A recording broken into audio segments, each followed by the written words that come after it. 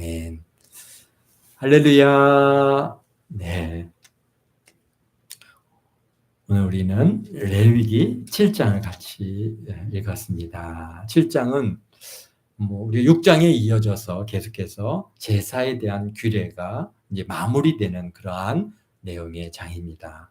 1절서부터 10절은 속건제를 드리는 규례고, 그 다음에 21절까지는 화목제를 드리는 규례, 또 27절까지는 피와 기름에 대한 규례, 또 마지막까지는 맺는 말, 또 이렇게 구분해서 생각할 수 있는 그런 내용인데요. 레위기는 제사에 대한 규례부터 시작해서 생활 전반에 걸쳐서 하나님의 뜻에 따른 성결한 삶을 살아가도록 이끌어주는 그런 규범을 기록한 성경입니다. 복음 시대, 은혜의 시대를 갖다가 살아간 우리에게는 예수 그리스도께서 십자가에서 죽으심으로 모든 제사를 완성하셨으므로 다시는 동물의 피로 드려지는 제사가 필요가 없는 그런 우리 시대를 살아가고 있습니다. 그러나 레위기에서 보여주는 가르침은 단순히 그 행위적인 규범 이면에 하나님께서 이스라엘 백성에게 원하시는 그런 성결함과 거룩함을 지금 보여주고 있습니다.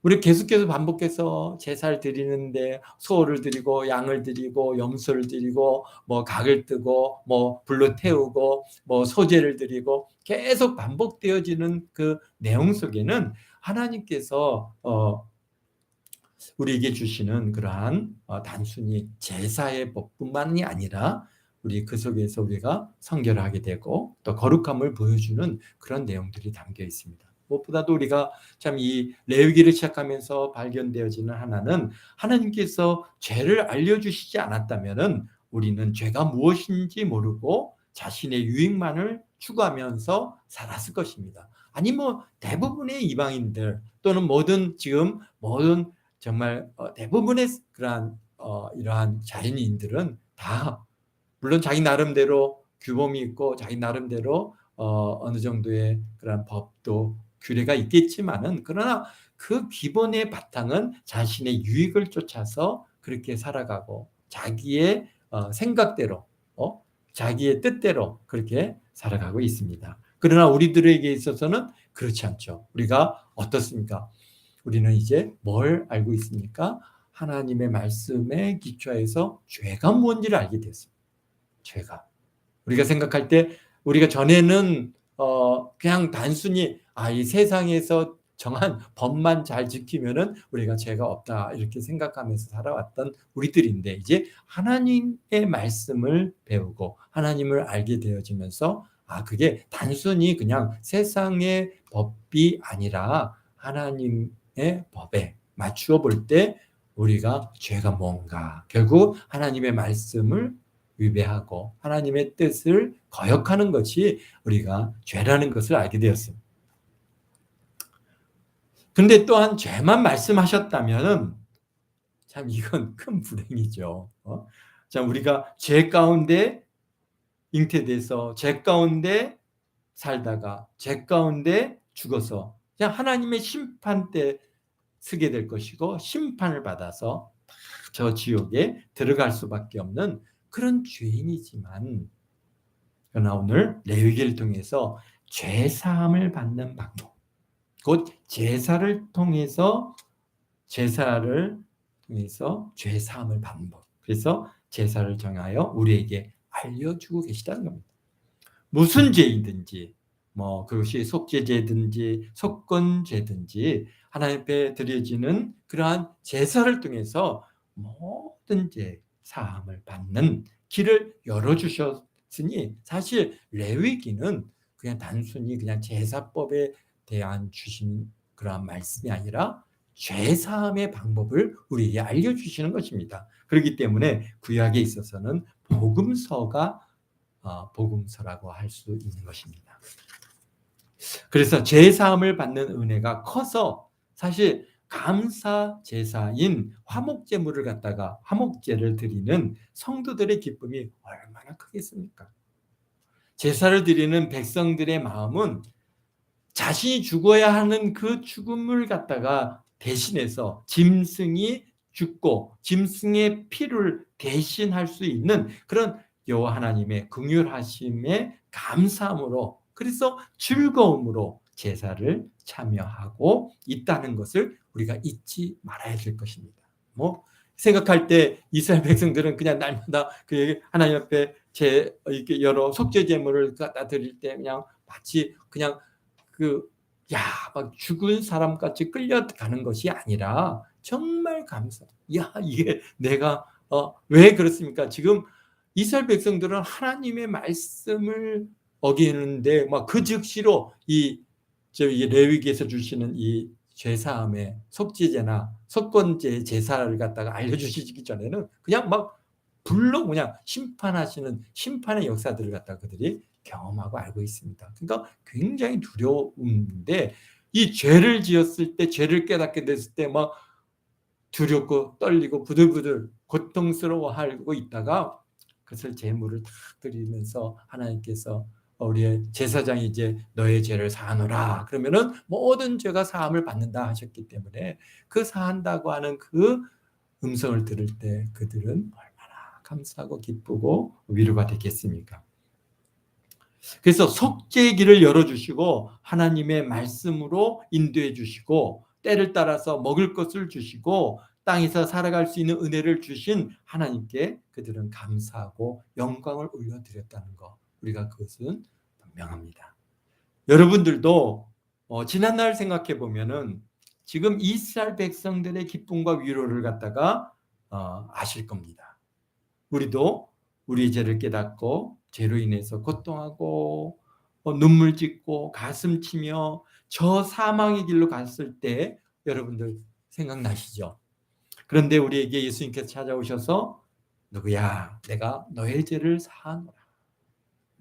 너의 죄를 내가 십자가에서 다 대속하여 너의 죄를 속하였으니 이제 자유함을 얻고 기쁨으로 하나님의 자녀된 삶을 살아라.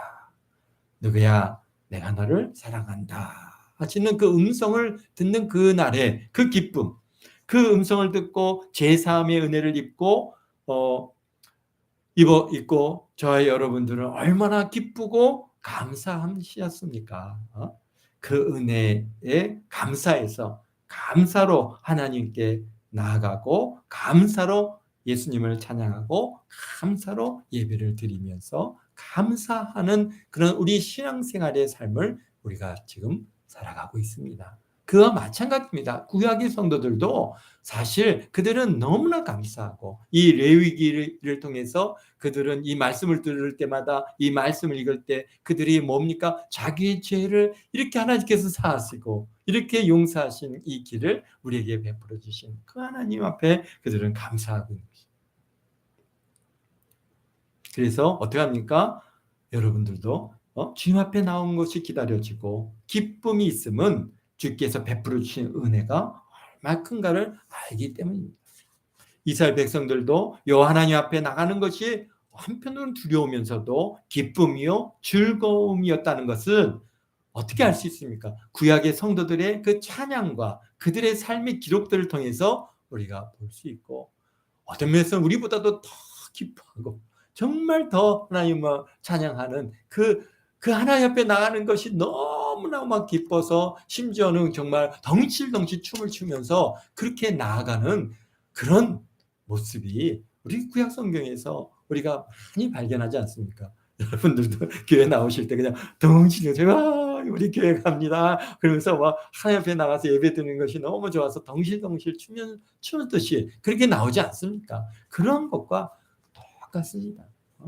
그래서 레위기에서는 매일 드리는 제사 속에 예수님의 희생과 헌신을 우리가 만나게 되는 것입니다.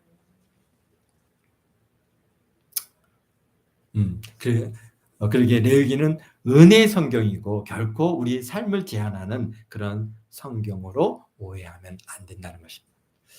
제사의 규례를 정하시면서 오늘 또 이렇게 속건제에 대한 규례를 말씀해 주고 계십니다. 속건제는 우리가 지난 시간에도 다루었듯이 사람들과의 관계, 물론 하나님과의 관계는 속죄제를 드리지만 사람들과의 관계에서 이루어지는 제사, 죄, 문제 이런 것은 속건제를 통해서 이제 하나님과 사람들한테는 어떻게 됩니까?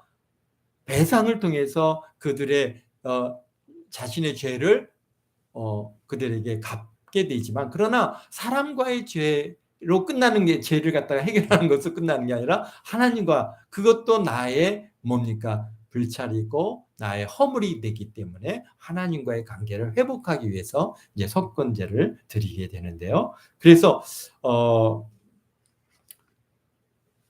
속건제를 드리는 형태도 우리가 여기 보면은 다시 이제 말씀하신데 1절에 보니까 이렇게 말씀하시면 속건제의 규례는 이러하니 는 지극히 거룩하니라.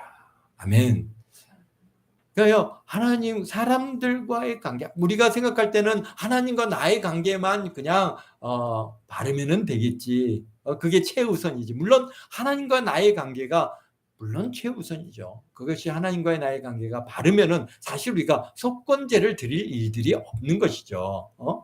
내가 하나님 말씀대로 사는데 남의 것을 빼앗을 일이 있으며 남의 것을 갖다 거짓말할 일이 어디 있겠으며 남의 것을 갖다가 뭐 강제로, 또 내가 누가 나한테 뭘 맡겼는데 나 그거 잊어버렸어 없어, 또는 뭐 내가 뭐 모르겠는데 너 언제 내가 나한테 뭐 전답물을 맡겼느냐, 뭐 이렇게 하면서 그 사람들의 것을 빼앗는 이런 일들이 있을 수가 없는 것이죠. 그렇기 때문에 당연히 하나님과의 나의 관계도 최우선이지만, 그러나 사람들과의 관계, 이것을 회복하고 바르게 사는 이 일들이 우리 하나님께서는 지극히 거룩하다라고 말씀하고 계십니다.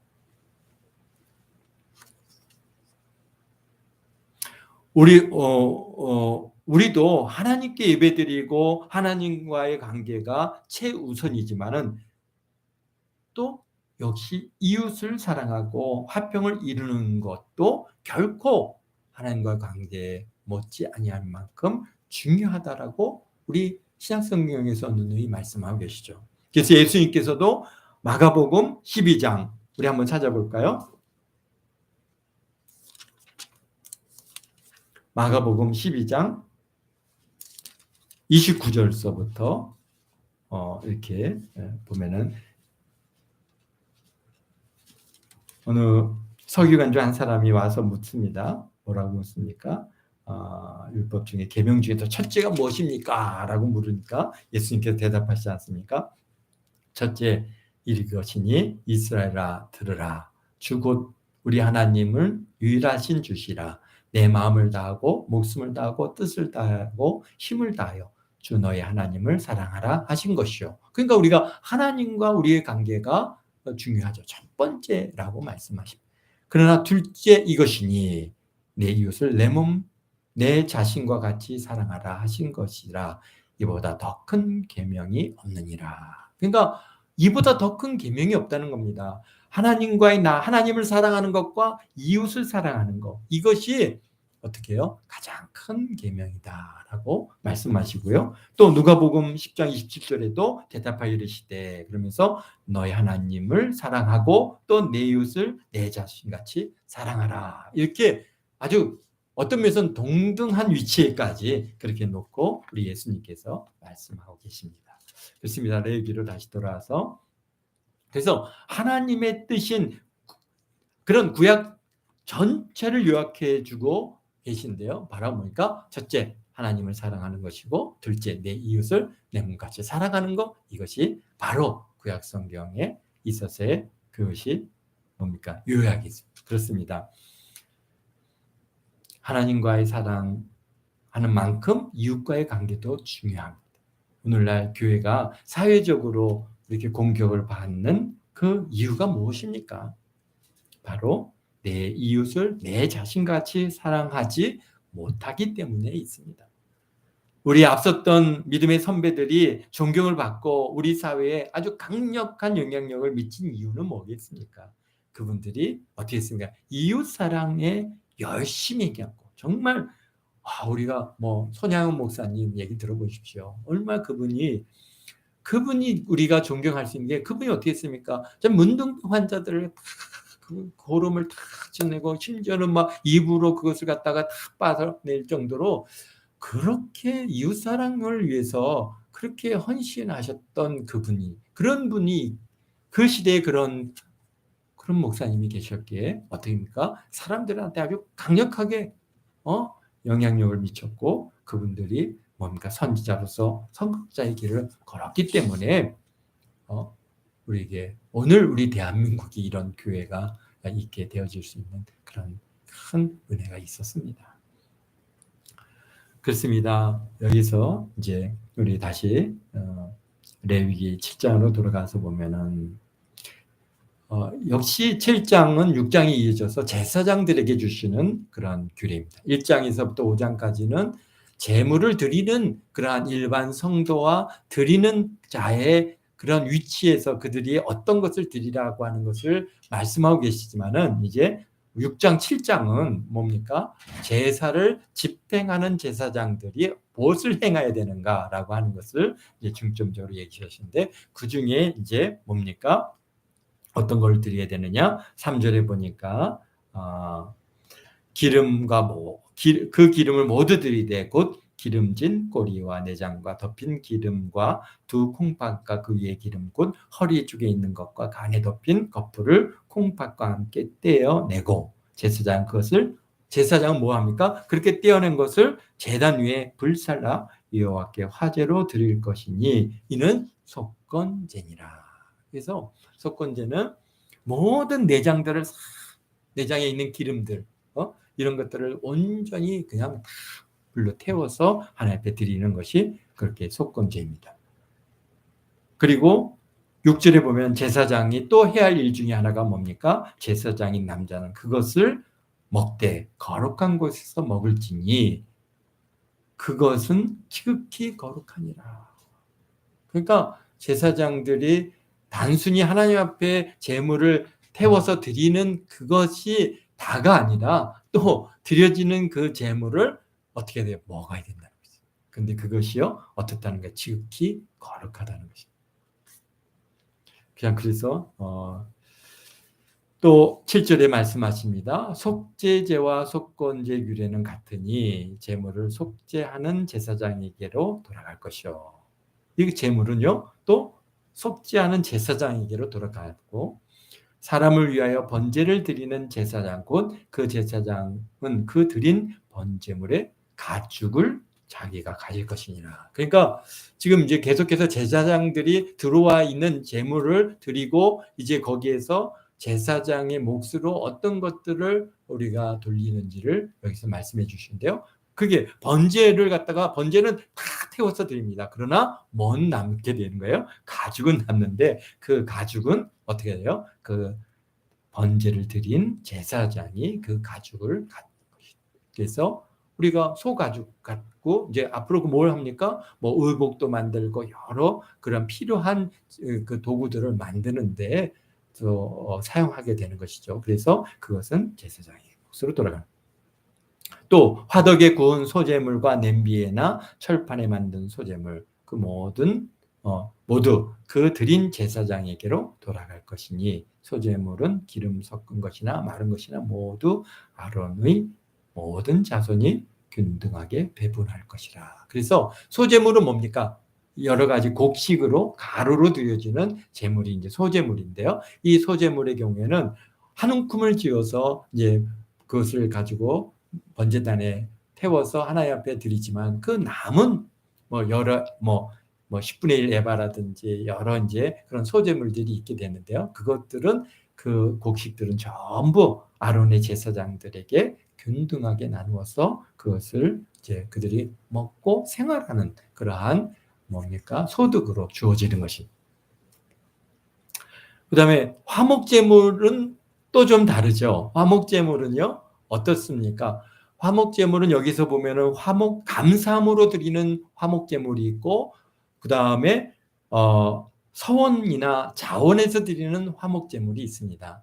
그런데 이 감사함으로 드리는 이 모든 화목제물의 그 기본은 뭡니까?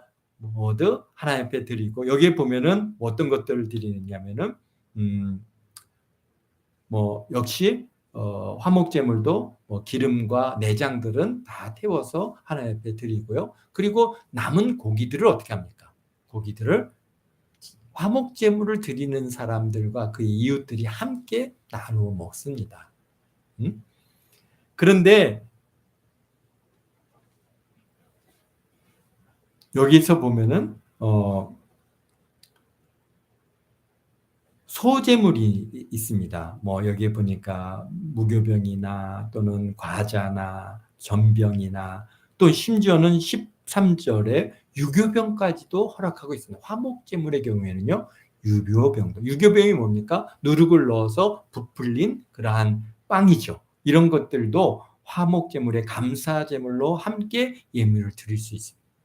그런데 그 예물 중에 하나씩을 이제 선택해서 거제로 드리고 그것을 화목제에 피를 뿌린 제사장에게로 돌린다. 그래서 나머지 제물이 남는 부분들은 이제 이러한 소제물, 뭐 가루라든지 전병이라든지 이런 것들은 이제 제사장에게 돌리고요. 고기는 어떻게 합니까? 화목제물을 드린 사람이 먹게 되어 있습니다.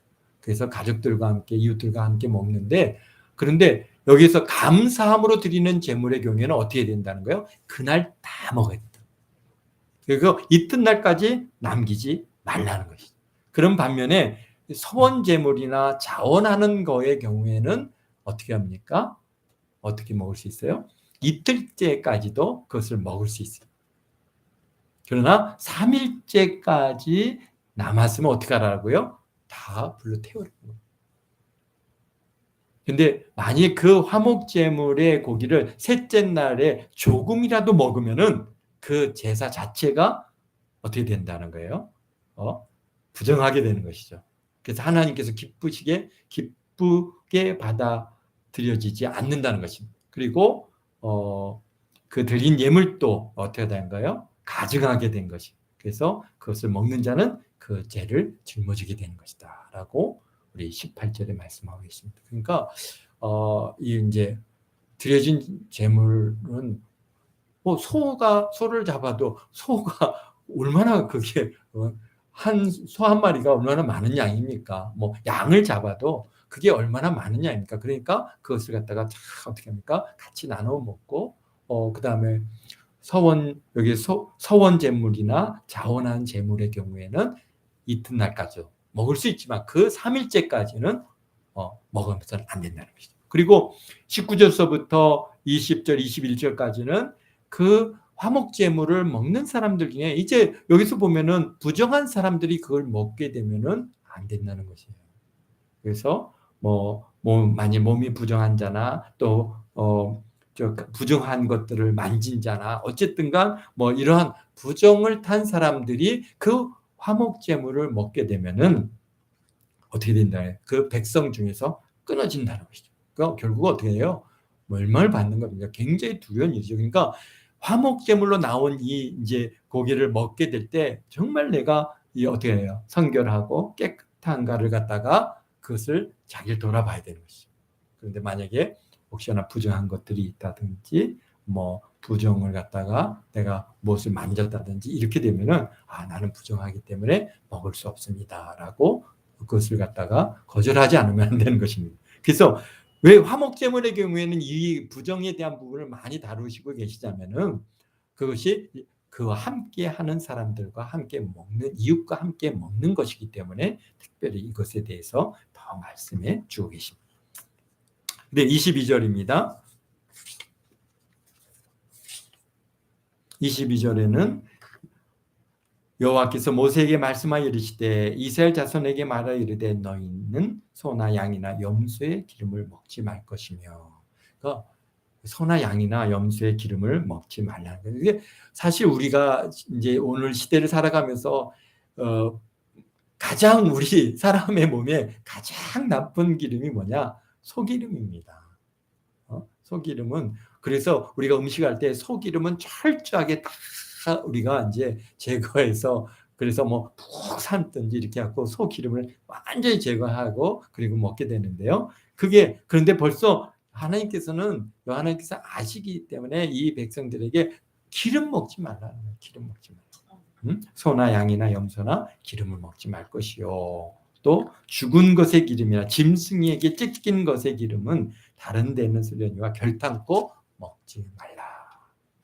그 다음에 사람이 여호와께 화제로 드리는 제물의 기름을 먹으면 그 일반 동식물들의 일반 가족에서 이제 우리가 식생활을 하기 위해서 잡아서 먹는 것들의 경우에는 우리가 먹지 말라 하지만은, 그러나 여기서 제물로 드린 그러한 기름을 먹으면, 제물은 어떻게 하는가? 기름은 다 여호와께 불로 태워서 그렇게 하나님 앞에 드려진 이러한 제물인데, 그것을 먹는 자는 그것은 굉장히 잘못된 것이죠. 결국은 백성 중에서 끊어지리라 라고 25절에 말씀하십니다. 그 다음에 26절에 너희가 사는 곳에서 새나 짐승의 피나 무슨 피든지 먹지 말라.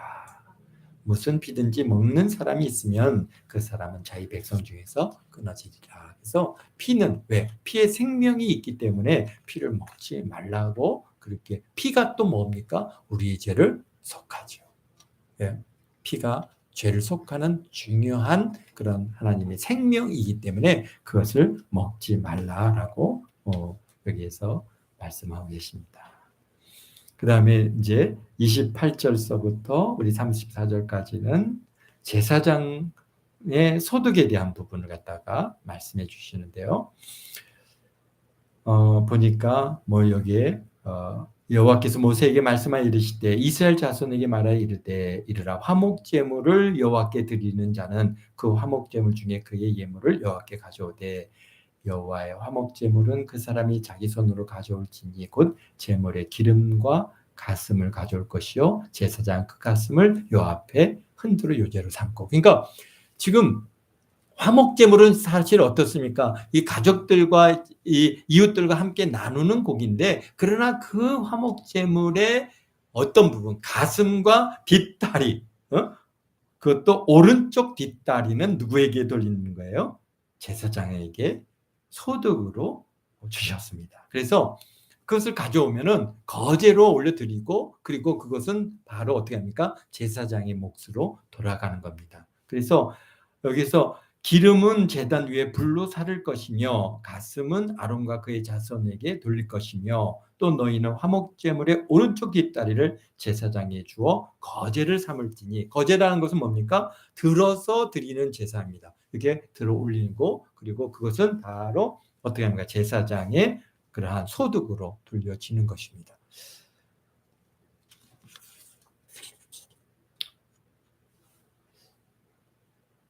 그런데 그러한 소득의 분배를 갖다가 언제 받느냐라고 하는 것을 35절에서부터 36절에 말씀하시는데요. 이는 여호와의 화제물 중에 아론에게 돌릴 것과 그의 아들들에게 돌릴 것이니 그들을 세워 여호와의 제사장의 직분을 행하게 한 날, 곧 그들에게 기름 부은 날에 여호와께서 명령하사 이스라엘 자손에게서 그들에게 돌리게 하신 것이라. 대대로 영원히 받을 소득이니라. 그러니까 제사장으로서 제사장으로 위임을 받고 난 다음 그날부터 드려지는 제사의 경우는 다 어떻게 되는가요? 이것이 화목제물의 경우에 뒷다리하고 그 다음에 가슴살은 그것은 그들의 영원한 소득이다라고 말씀해 주고 계십니다. 오늘날에도 우리가 목사 안수를 받는 날부터 예배를 집례하고 성찬식과 세례식을 갖다가 거행하며 그 다음에 축도의 권한을 허락하노라 하면서 이제 목사 안수식을 받게 되는데, 그러니까 그 날 제사장의 경우에는 위임 받는 날부터 어땠다는 거예요? 그들에게 영원히 주어진 소득을 받게 되어지는 것이고, 그 다음에 물론 그때부터 뭡니까? 제사를 거행하는 것이죠. 그와 마찬가지로 또 오늘날 우리 목사 안수식을 통해서 이제 목사로서 안수가 되면은 그날부터 여러 가지 이제 행하게 되는 직분을 행하게 되어지는 것입니다. 그래서 참 마지막에 이제 37절 38절에 이는 번제와 소제와 속죄제와 속건제와 위임식과 화목제의 규례라. 여호와께서 시내 광야에서 이스라엘 자손에게 그 예물을 여호와께 드리라 명령하신 날에 시내산에서 이와 같이 모세에게 명령하셨느니라. 아멘. 이거는 누가? 여호와 하나님께서 정하여서 명하신 규례라고 하는 사실입니다.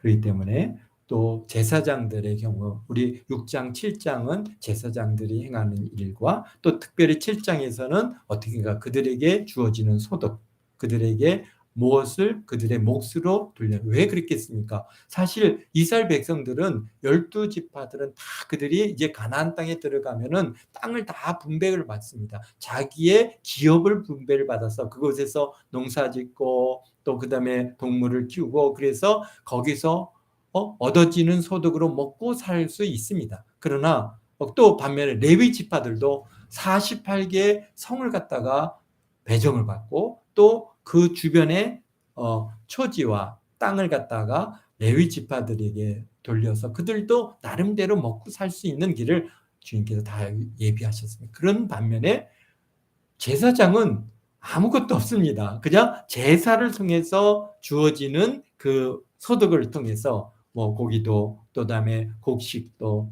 또는 가축도 그 다음에 여기에 이러한 그 소득으로 주어진 이것을 가지고 이제 아론과 그의 제사장, 그의 후손들이 이제 먹고 생활할 수 있도록 하나님께서 그들에게 길을 열어주셨다는 것입니다. 그래서 참 오늘날에도 우리가 목회자에게 우리가 목회의 사례를 한다든지 그들에게 필요를 공급하는 일들은 그것은 당연한 일이고 또 성경적이라고 하는 사실을 오늘 우리에게 다시 한번 생각해 볼 수 있는 그런 은혜를 주셨습니다. 감사합니다. 기도하겠습니다. 사랑의 예수님 감사해요.